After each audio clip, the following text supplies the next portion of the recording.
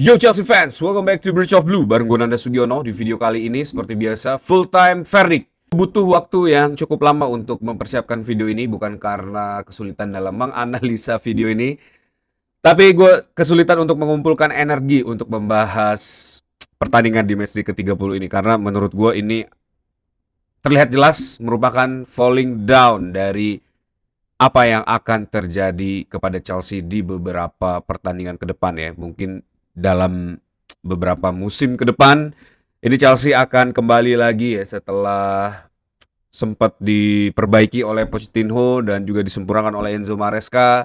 Ini kelihatannya Chelsea akan kembali lagi ke Dark Ages di saat Graham Potter mengambil alih Chelsea ya. Nah, seperti biasa, gue akan merating 6 hal yang menurut gue paling krusial terjadi di pertandingan ini. Tapi sebelum gue mulai, gue pengen sapa-sapa dulu seluruh True Blue yang sudah bergabung di channel ini. Ada True Blue dari Surabaya, True Blue dari Papua, dan True Blue dari Pasuruan. Terima kasih untuk kalian semua yang sudah bergabung di channel ini dan selalu meramaikan kolom komen. Respect dari gue dan sehat selalu buat kalian semua.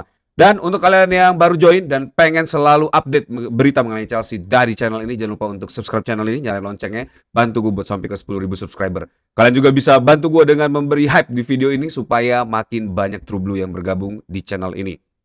Nah, di pertandingan matchday ke-30 ya, ini ada pergantian goalkeeper dari Philip Jorgensen yang bermain sangat buruk di pertandingan round 16 UCL melawan PSG, digantikan dengan Robert Sanchez di pertandingan kali ini ya. Kembali lagi di bawah Mister Gawang, dan ini cukup membuat gua sedikit pede bahwa Chelsea bisa memenangkan pertandingan ini. Ditambah lagi dengan dimainkannya seluruh pemain pilar di pertandingan ini ya, mulai dari Fofana, Chalobah di dua center back, Marco Correa, terus juga ada Caicedo, James, dan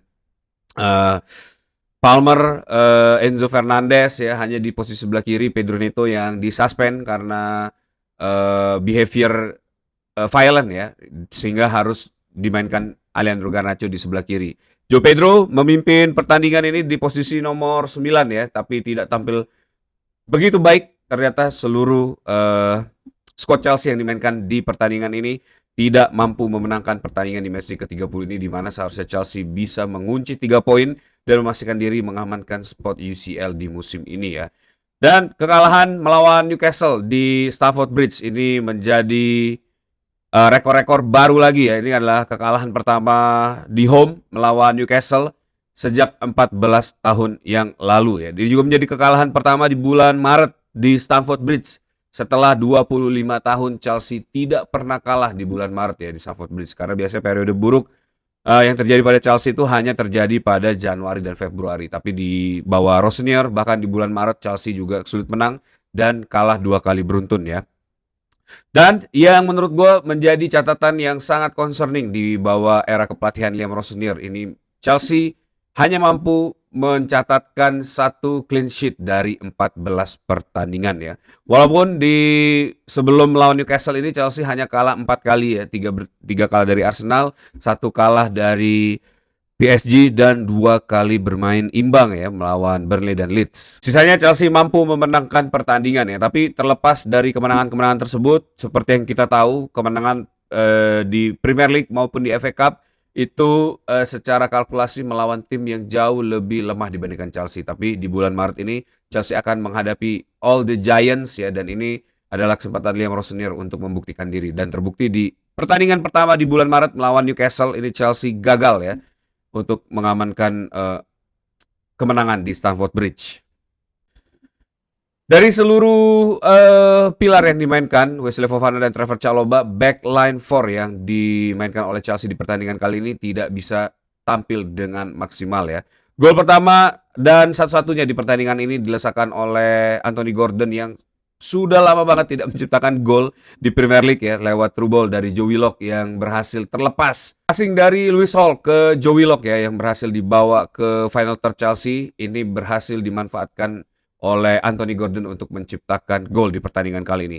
Coba yang menjadi concerning gue itu adalah bagaimana Wesley Fofana merespon transisi cepat tersebut ya, dari shape defense yang harusnya jauh lebih siap ya untuk menghadapi gempuran atau serangan dari Newcastle United di pertandingan kali ini. Tapi ternyata gap besar yang terjadi di lini tengah dan defense Chelsea dengan highline pressingnya ini membuat Chelsea lagi-lagi terekspos dan akhirnya bisa menjadi gol ya. Ini sama dengan gol yang terjadi pada saat Chelsea melawan PSG di gol kedua Ousmane Dembele, dan ini bisa menjadi catatan buat Liam Rossonier ya. Apakah defense highline yang dimainkan oleh Liam Rossonier ini sangat efektif untuk menjadi jawaban dari kekurangan Chelsea di bawah Enzo Maresca? Karena yang gue perhatikan dalam beberapa pertandingan terakhir, defense highline ini sangat mudah terekspos dengan man-to-man marking yang dibuat oleh Liam Rossonier ya. Dan ini tentu akan menjadi pertanyaan yang paling krusial, apakah permainan Chelsea ini akan sangat rapuh ya, defense-nya Chelsea ini akan sangat rapuh seperti yang ditunjukkan para defender di pertandingan melawan Newcastle. Karena kita tahu backline 4 yang dimainkan di pertandingan melawan Newcastle dan PSG ini menurut gue adalah backline 4 yang bisa meredam pertandingan atau permainan dari PSG di era Enzo Maresca, bisa meredam permainan dari Liverpool, dan bisa meredam permainan dari Manchester City. Dan gue gak tahu apa yang terjadi seandainya backline 4 ini tiba-tiba drop ya, dan Chelsea bisa kebobolan banyak gol di 14 pertandingan di bawah Liam Rossonier ya. Jadi ini harus menjadi catatan yang penting buat Liam Rossonier, bagaimana dia meng-solve problem yang terjadi di backline for Chelsea ya. Nah, ini juga yang menjadi concern yang sangat valid menurut gue adalah dari seluruh fans ya, adalah bagaimana high pressing yang dimainkan oleh Liam Rossonier ini kerap kali menjadi bumerang buat Chelsea, terutama pada saat Chelsea menghadapi para attacker cepat ya, memiliki transisi cepat seperti PSG dan juga Newcastle United. Dan ini juga yang menjadi apa yang kita saksikan ya di pertandingan melawan Newcastle, bagaimana permainan cepat dari Newcastle United ini bisa memporak-porandakan seluruh lini pertahanan Chelsea ya. Jadi siapapun goalkeeper yang ada di posisi gol Newcastle United itu menurut gue akan sangat sulit ya untuk menghalau bola-bola yang dikeluarkan oleh Newcastle United ya. Selain lini defense yang sangat rapuh ditunjukkan oleh Liam Rossonier, lini serang di pertandingan ini juga sangat melempem ya. Ini terjadi kontraproduktif antara lini serang yang ditampilkan oleh Liam Rossonier di pertandingan melawan Newcastle United ini melawan lini serang Chelsea di 13 pertandingan sebelumnya ya, di mana Chelsea terutama João Pedro ini mampu menciptakan 7 gol dari 12 pertandingan yang dimainkan oleh João Pedro ya. Dan ini menjadi concern utama terutama melawan tim low block dan tim yang lebih solid dan experience seperti Newcastle United. Ini terbukti Chelsea tidak mampu membobol gawang tersebut ya. Newcastle United setelah unggul 1-0 ini bermain sangat realistis, langsung kill the game ya dengan memainkan 10 pemain bertahan di posisi defense Newcastle United. Dan ini membuat Chelsea sangat kewalahan. Chelsea tidak mampu keluar untuk menyerang ya, untuk mencari bola-bola yang bisa mengancam gawang Newcastle. Dan ini juga akan menjadi PR yang paling krusial buat Liam Rossonier ya, bagaimana dia bisa mengantisipasi kejadian-kejadian ini dengan experience yang dimiliki ya, dan pengetahuan yang dia miliki untuk membongkar dan melakukan game management yang jauh lebih baik lagi dibandingkan dengan apa yang ditunjukkan Liam Rossonier di pertandingan melawan Newcastle ya. Nah, ini juga akan menjadi satu catatan dari gue pribadi buat melihat kredibilitas Liam Rossonier, karena di pertandingan besar melawan PSG, Arsenal maupun Newcastle ini gue tidak melihat Liam Rossonier ini berhasil lolos ya atau keluar sebagai pemenang di pertandingan, baik secara mental, secara game management maupun secara overall ya di seluruh pertandingan tersebut. Dan ini cukup mengkhawatirkan karena gue khawatir setelah track recordnya Liam Rossonier ya, yang hanya pelatih mediocre, melatih Strasbourg dan kemudian memegang Chelsea, ini sama persis dengan apa yang terjadi atau kita lihat di Graham Potter kemarin ya. Mungkin akan banyak perdebatan, masih ada para fans Chelsea yang mendukung Liam Rossonier dan memberi kepercayaan buat pelatih ini ya untuk membawa Chelsea jauh lebih baik lagi. Tapi gue pribadi, gue melihat tidak ada harapan Chelsea akan jauh lebih baik dibandingkan era Enzo Maresca ya. Bukan karena Enzo Maresca atau drama yang terjadi ya, tapi kita tahu bagaimana Enzo Maresca ini berasal dari tim yang berhasil memenangkan Championship ya, membawa Leicester promosi ke Premier League, dan ini sudah menjadi modal yang sangat penting buat Enzo Maresca untuk menjadi pelatih yang baik buat Chelsea. Tapi kalau Liam Rossonier kita tahu dia tidak memiliki track record yang baik ya, bahkan dia hanya bisa membawa Strasbourg berada di posisi ke-7. Dan ya kita lihat aja nanti seperti apa Chelsea akan dibuat oleh Bluco dan juga Rossonier ini ya. Nah, gue akan memulai full time verdict 6 hal yang paling krusial menurut gue. Tapi sebelum gue mulai, buat kalian yang mau membeli jersey klasik dan kualitas modern, jangan lupa untuk scan QR code yang ada di video ini. Kalian akan langsung ke jerseymegastore.id. Di situ kalian bisa pilih jersey favorit kalian dan check out menggunakan kode JMS10 untuk mendapatkan diskon 10%. Jadi tunggu apa lagi? Langsung aja THR udah cair, langsung cari jersey favorit kalian di situ ya. Oke, di pertandingan kali ini gue akan memberi box merah buat attack ya. Ini ada lini serang yang kontraproduktif seperti yang gue bilang di awal video ya. Bagaimana lini serang Chelsea ini bisa membobardir gawang-gawang lawan di 13 game sebelumnya ya. Di bawah Liam Rossinier, ini Chelsea berhasil menciptakan atau membuat gol jauh lebih besar dibandingkan di era Enzo Maresca. Di era Enzo Maresca, Chelsea hanya mampu menciptakan 1,16 gol di setiap pertandingan.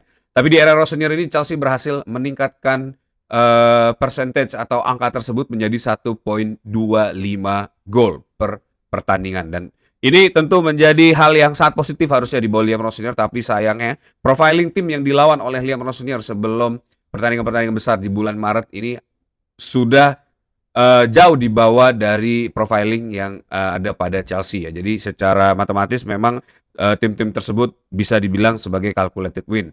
Dan di pertandingan bulan Maret dan April ini akan menjadi ujian sesungguhnya buat Liam Rossinier. Dan kita lihat apakah di akhir April ini statistik Liam Rossinier akan jauh lebih rendah dibandingkan Enzo Maresca atau tetap stabil ya, tetap menunjukkan statistik-statistik positif yang bisa diraih oleh Liam Rossinier. Tapi secara overall di pertandingan melawan Newcastle ini Chelsea berhasil menciptakan 22 shoot dan hanya memiliki 2 big chance. Ini berarti seluruh serangan yang dilakukan oleh Chelsea ini tidak ada ancaman ke gawang Newcastle ya, hanya pepesan kosong yang tidak bisa dieksekusi dengan baik oleh para pemain depan Chelsea. Alejandro Garnacho yang bermain di sebelah kiri ini gagal melakukan fungsinya dengan baik di pertandingan ini. Joe Pedro yang memimpin lini depan ya, ini justru terlihat lebih sibuk untuk mengalirkan bola ya, apalagi setelah masuknya Liam Delap di babak kedua ya. Dan masuknya Liam Delap ini ternyata juga tidak membantu lini depan Chelsea untuk mendapatkan gol ya. Ada satu peluang yang sangat mungkin dikonversi menjadi gol oleh Liam Delap tapi gagal dieksekusi. Ini tentu menunjukkan bagaimana lini depan Chelsea ini sangat inkonsisten dan juga tidak reliable ya di pertandingan sebesar ini. Di saat Chelsea harusnya bisa mengunci poin ya atau bahkan bisa menyamakan kedudukan, ini seluruh eksekusi yang dilakukan oleh para attacking Chelsea ini gagal ya berfungsi dengan baik di pertandingan kali ini ya. Dan kemudian ada box kuning buat Cole Palmer, berhasil menciptakan beberapa peluang ya di pertandingan ini. Terus juga sedikit mengancam lini pertahanan Newcastle, tapi sayang memang end product yang dibuat oleh Cole Palmer ini tidak bisa dieksekusi dengan baik ya, dan masih bisa dihalau oleh para defender Newcastle United. Nah, walaupun sudah terlihat lebih nyentrik ya dan lebih nyetel dalam pergerakannya ya, tapi yang gue harapkan Cole Palmer di pertandingan ini justru harusnya jauh lebih baik ya. Karena kalau di 2 atau 3 pertandingan sebelum ini Cole Palmer masih tidak mampu mengeluarkan kemampuan terbaiknya, mungkin gue masih ada sedikit excuse ya. Tapi di pertandingan ini setelah beberapa kali dimainkan Cole Palmer ya, di 90 menit diberikan exposure dan diberikan waktu untuk kembalinya dia di pertandingan, dan dia gagal memanfaatkan itu. Di pertandingan melawan Newcastle ini juga dia gagal mengeluarkan kemampuan terbaiknya, gagal menjadi satu kesatuan attack dan gagal mendongkrak performa lini depan Chelsea ya. Ini tentu menjadi lampu kuning ya, peringatan buat Liam Rossinier, terutama untuk Cole Palmer, bagaimana dia bisa work out di sisa pertandingan atau musim ini ya. Karena Cole Palmer ini kita tahu merupakan pemain yang benar-benar menjadi andalan Chelsea ya di 2 musim sebelum ini ya. Dan kegagalan Cole Palmer ini untuk mengeluarkan kemampuan terbaiknya tentu akan sangat mempengaruhi Chelsea. Oleh karena itu, beban yang ada di pundak Cole Palmer ini harus segera diangkat ya, dan dibantu oleh teman-teman, terutama oleh Liam Rossinier, dan bagaimana bisa mengembalikan Cole Palmer seperti yang kita tahu ya. Itu akan menjadi PR besar buat Liam Rossinier dan seluruh staf kepelatihan. Kemudian ada box kuning juga buat Robert Sanchez ya. Walaupun kebobolan 1 gol, tapi banyak banget momen-momen krusial yang berhasil dihentikan oleh Robert Sanchez. Walaupun tidak terlalu mengancam gawang, tapi cukup mengkhawatirkan ya. Shoot stopper yang dilakukan oleh Robert Sanchez di pertandingan ini juga cukup baik. Handling ball yang dilakukan oleh Robert Sanchez juga baik.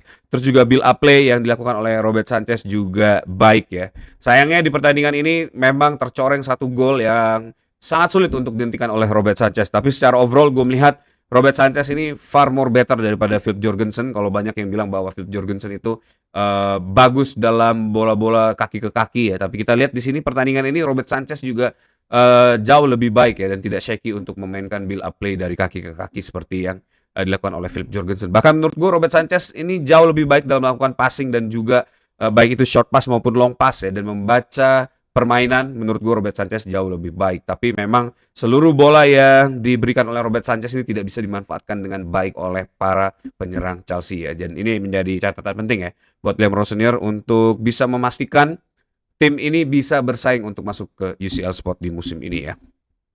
Kemudian ada box merah buat Wesley Fofana. Ini tentu kita tahu biang kerok dari kegagalan ini. Tapi ya sebenarnya Wesley Fofana ini cuma one of a million ya. Kesalahan dia adalah tidak lari atau sprint pada saat Anthony Gordon itu sedang melakukan persiapan menciptakan gol. Karena kita tahu posisi Wesley Fofana ini sangat jauh dari Anthony Gordon ya. Bahkan dia sudah siap untuk melakukan intercept. Tapi sayang Wesley Fofana ini sedikit meremehkan, jadi berlari jogging dibandingkan dengan sprint untuk menghalau bola ya. Mungkin itu juga blind spot, tapi menurut gue untuk defender sekelas Wesley Fofana, hal ini merupakan blunder yang sangat-sangat mengecewakan ya di pertandingan ini, dan ini harus menjadi satu momentum buat Wesley Fofana untuk kembali lagi. Karena kita lihat di beberapa pertandingan ini penampilan Wesley Fofana emang tampil buruk banget dan sangat shaky ya. Dan semoga aja ini menjadi penampilan buruk terakhirnya Wesley Fofana dan dia bisa kembali lagi menjadi seorang defender yang diandalkan oleh Chelsea ya. Kasih pendapat kalian mengenai Wesley Fofana dan juga lini defense Chelsea di pertandingan ini. Apakah memang ini pure kesalahan dari Wesley Fofana atau ini adalah kesalahan yang sistematis ya dan juga kolektif dilakukan oleh lini belakang Chelsea ya. Kemudian ada box merah buat Moses Caicedo ya, seperti yang gue bilang di preview match. Memenangkan lini tengah berarti memenangkan pertandingan ini, dan di pertandingan ini Moses Caicedo gagal untuk memenangkan lini tengah ya. Joe Willock, terus juga Lewis Hall ini jauh lebih superior dibandingkan para pemain Chelsea di lini tengah, dan ini mengakibatkan Chelsea tidak mampu mengembangkan permainan, tidak mampu menciptakan gol di 90 menit ya. Ini akan menjadi catatan penting buat Moses Caicedo, semoga ya bisa memberi impact lagi terutama saat Chelsea melawan tim yang setback 10 pemain di lini defense-nya. Ini semoga aja nanti Chelsea bisa keluar untuk menyerang lagi ya. Dan yang terakhir, ini adalah box merah buat Liam Rossonier. Ini man management yang menurut gue sangat jelek ditunjukkan oleh Liam Rossonier di pertandingan ini. Tactical yang failure ya, multi malfunction ditunjukkan oleh Liam Rossonier. Highline defense yang akhirnya sangat mudah terekspos oleh para pemain Newcastle United, dan cost-nya sangat mahal diciptakan oleh Liam Rossonier ya. Lagi-lagi naif ya, dengan highline setinggi itu, dengan kapabilitas pemain yang ditunjukkan oleh Chelsea, ini tidak mampu mencuri keunggulan di awal, justru kebobolan. Dan setelah kebobolan ini tidak mampu keluar untuk menyerang ya, melawan 10 pemain yang berada di lini belakang Newcastle United ya. Bahkan Chelsea tidak mampu menciptakan threat yang signifikan di pertandingan ini, hanya mampu menciptakan 22 shoot dengan 2 big chance, dan ini tentu menjadi catatan yang sangat negatif buat Liam Rossonier. Dan menurut gue secara overall dari menit pertama sampai menit terakhir ini ada miss game management yang dilakukan oleh Liam Rossonier di pertandingan ini. Kita bisa melihat dengan eye test bagaimana Chelsea itu setback ya, tidak bisa mengancam, tidak bisa mengalirkan bola, terus juga tidak mampu melihat peluang ya di saat Chelsea sedang melakukan build up. Itu banyak banget pemain karena highline defense yang sangat tinggi dimainkan oleh Liam Rossonier. Ini membuat ruang gerak Chelsea sangat terbatas ya. Jadi ya kita lihat aja nanti seperti apa pelatih yang minim pengalaman ini ya untuk membawa Chelsea menjadi tim yang mungkin jauh lebih baik daripada Enzo Maresca. Gue nggak yakin, dan gue juga nggak yakin ini Chelsea mampu menembus UCL spot di akhir musim ini ya. Coba tulis pendapat kalian mengenai Liam Rossonier di pertandingan Newcastle United. Apakah masih ada sisi positif yang bisa diambil dari Liam Rossonier ya di pertandingan melawan Newcastle United? Nah itu dia guys, ini adalah 6 kejadian atau hal krusial yang gua nilai di full time verdict pertandingan antara Newcastle melawan Chelsea yang berhasil dimenangkan oleh Newcastle United ya. Dan kekalahan dari Newcastle ini membuat Chelsea jauh lebih berat lagi untuk memenangkan atau mengamankan UCL spot ya, karena Manchester United ini gagah berani sekarang berada di posisi 3, Aston Villa yang kalah ya berada di posisi ke-5, dan Liverpool yang berhasil menahan imbang Spurs ya, ini berada di posisi ke-4 ya, dan Chelsea berada di posisi ke-6 saat ini terlempar keluar dari UCL zone. Dan gue agak sedikit pesimis Chelsea mampu masuk ke UCL zone di musim ini.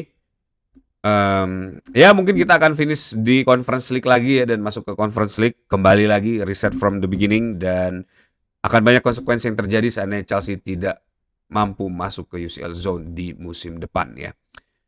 That's it video for today. Thanks for watching guys. Buat kalian yang suka sama video ini, jangan lupa untuk klik tombol like, nyalain juga loncengnya, subscribe channel ini yang penting ya, dan bantu gue buat sampai ke 10.000 subscriber. Kalian juga bisa bantu gue memberi hype di video ini supaya makin banyak True Blue yang bergabung di channel ini. Terima kasih untuk kalian semua yang sudah menonton video ini sampai akhir. Tetap dukung Chelsea. Once a blue, always be blue. Up to Chelsea.